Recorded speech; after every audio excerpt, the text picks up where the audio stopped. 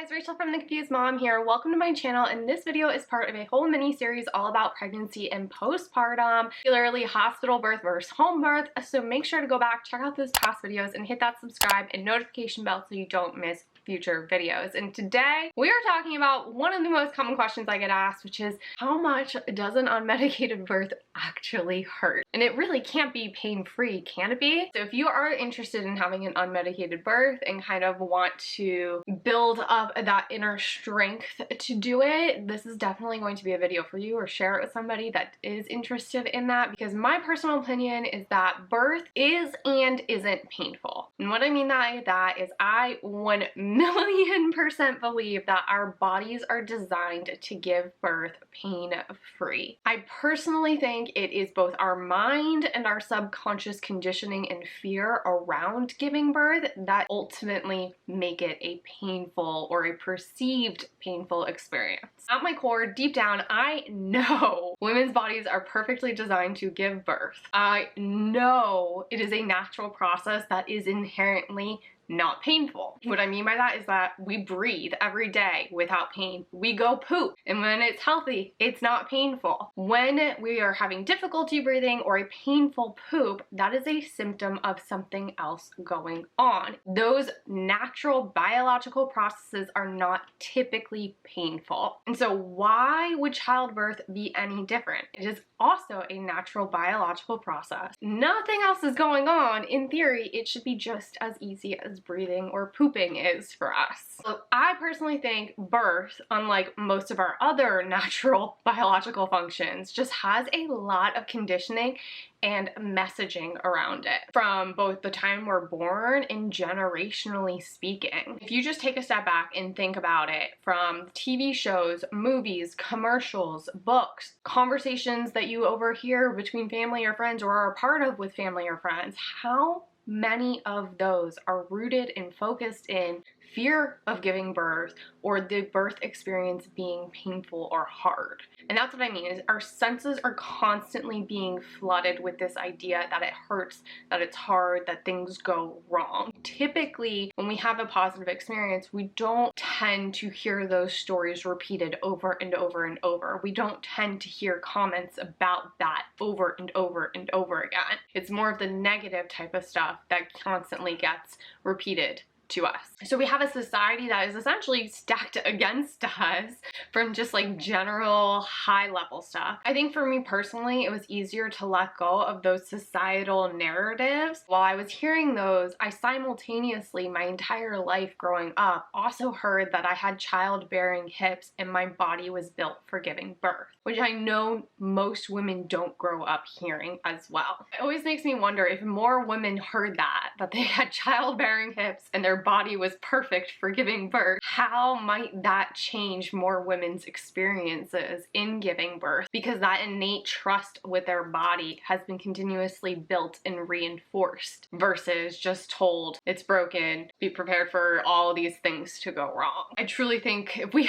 told more women that the overall birthing experience and outcomes could potentially change. And then of course, while I was pregnant with both of my babies, I was always very diligent to watch positive unmedicated births. We were watching TV and there was like a really dramatic Hollywood birth scene. I would fast forward through it, just making sure I was protecting my subconscious mind from those types of narratives that I just didn't want to play out in real life for me personally. Now, with that said, with my first baby, I only really watched like those super blissful unmedicated births, which I think was actually kind of harmful for me, because when I actually came time to give birth to my baby, I wasn't breathing her out in this super gentle way like in hypnobirthing. I was roaring her out. I was loud. And there was a moment while giving birth to her where I was trying to breathe through my nose. I wasn't using my body's innate wisdom, and it actually was causing me to constrict and things to get harder. And it wasn't until my doula said, just push it out through your mouth, that I was able to fully release and relax my body. So I wish I would have watched more loud, roaring, powerful primal births, because there's so much beauty in that too, in learning to work with our body and lean into those big moments. Like, we're not all walking around happy all of the time. Not all unmedicated births are going to be this like overly romantic, calm, serene scene, and that's okay. Just because you're roaring baby out doesn't mean that it's like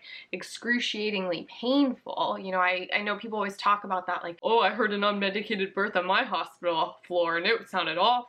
I think we forget that, like, we watch a tennis player play and they let out a loud grunt. We're not like, oh wow, they're really in a lot of pain while playing tennis. No, we're watching them and say, oh wow, like they're digging deep to use their full body and full power. And so if we can go ahead and focus on those reframes, we start to move away from fear and we start to work with our body. And so much of it is truly just, how are we releasing and relaxing into our body to do exactly what it's meant to do? How much trust do we have with our body? How much trust do we have with our baby to do what it needs to do to get things going? And so those reframes, I think, become very, very helpful. I think for me, the moments of pain in each of my births, with my first, it was, I just didn't know how long it was gonna go on. In between contractions, I was fine, but then when I would have a contraction, I had no idea how far along I was. And I was like, okay, if this is 2 more hours, then I'm fine. I can just like move into this. If this is 24 more hours, get me an epidural, like ASAP. But like, as soon as my water broke and I reached down and I felt the baby's hair there and I was like, okay, this is go time, I was able to recenter and pain left my body. Then when I was trying to like have this perfect romantic quiet birth, pain came back to my body because I wasn't using it fully. And then once I started to release through my mouth, I was able to relax again and just go into the moment rather than into my head. And the pain once again left my body. With my second baby, I said this in my birth story video vlog, which I'll link in the description box below. Once I got to a place of just surrendering, my back labor went away, and then it only came back in this like moment when I didn't realize it was my water breaking, and I stood up over the toilet and I had a bloody show, which I had never seen before, and I panicked because I was like, oh my god, is everything okay? And then once I was reassured that everything was okay and I felt baby's hair once again, I was able to go right back into working with my body. Just because you have painful moments in giving birth doesn't mean the entire experience is going to be. It's how quickly can I recover and come back into my body is really like what I hope more women are able to embrace. Truly believe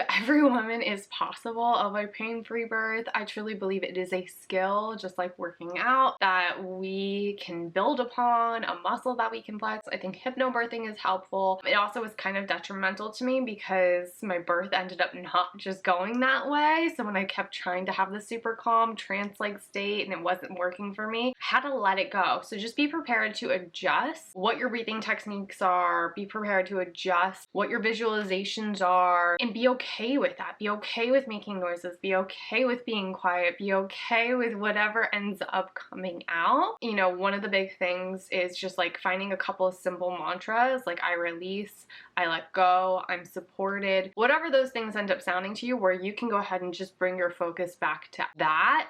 One of the big things that always helped me with both of my babies was each breath brings me closer to my baby. And in the description box below, I will leave a blog post that has a ton, like over 70 affirmations for labor and delivery. Choose a couple of those, print them out, put them around the room, tell your partner, and just kind of keep going back to those so that you can stay really grounded. And let me tell you, time is such a vortex when you give birth, particularly, I mean, I don't know what it's like with an epidural, but particularly unmedicated, an hour can literally feel like 5 minutes. So just kind of lean into it because it really is the coolest and most beautiful experience of my life, probably. Like, I'm obsessed with giving birth. So definitely 10/10 recommend it. So if this video was helpful, make sure to like it, share it with a friend. If your experience was different, that's okay. This was just mine and some tips that I hope to help others. And make sure to check out the past videos in this series and hit that subscribe and notification bell so you don't miss future videos.